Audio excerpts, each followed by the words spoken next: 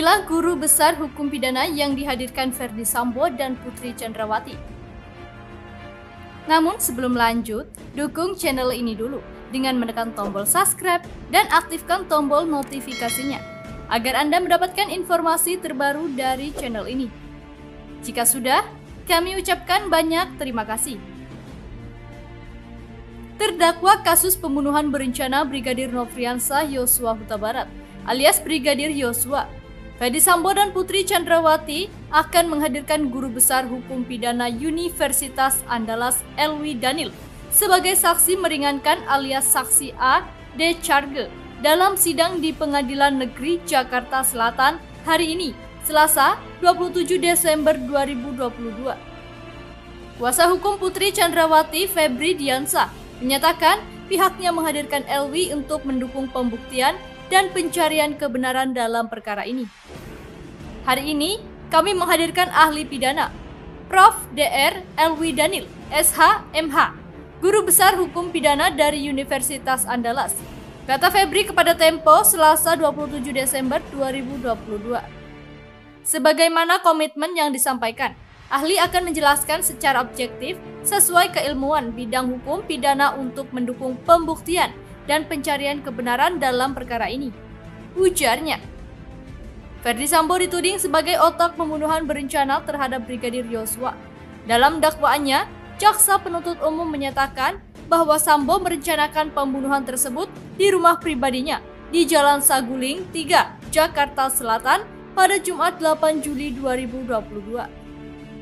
Sambo merencanakan pembunuhan itu setelah mendengar cerita dari istrinya, Putri Chandrawati, mengenai peristiwa yang terjadi di rumah mereka, di mana pada malam sebelumnya, kepada Sambo, Putri mengaku dilecehkan oleh Yosua. Mantan Kepala Divisi Profesi dan Pengamanan Polri itu awalnya memanggil Bribka Riki Rizal Wibowo ke lantai 3 rumah pribadinya. Dia menanyakan kepada Rizal soal peristiwa di Magelang itu dan lantas memerintahkannya untuk membunuh Yosua. Rizal yang mengaku tak tahu soal apa yang terjadi di Magelang menolak perintah tersebut. Sambo lantas meminta Rizal untuk memanggil Bayangkara II Richard Eliezer Pudihang Lumiu alias Baradae. Kepada Richard Eliezer, Sambo kembali menanyakan peristiwa di Magelang dan memintanya untuk menembak Yosua. Meskipun menyatakan tak tahu soal peristiwa di Magelang, Richard menyanggupi perintah atasannya itu. Sambo lantas memberikan sekotak amunisi kepada Richard untuk mengisi pistol Glock 17 miliknya.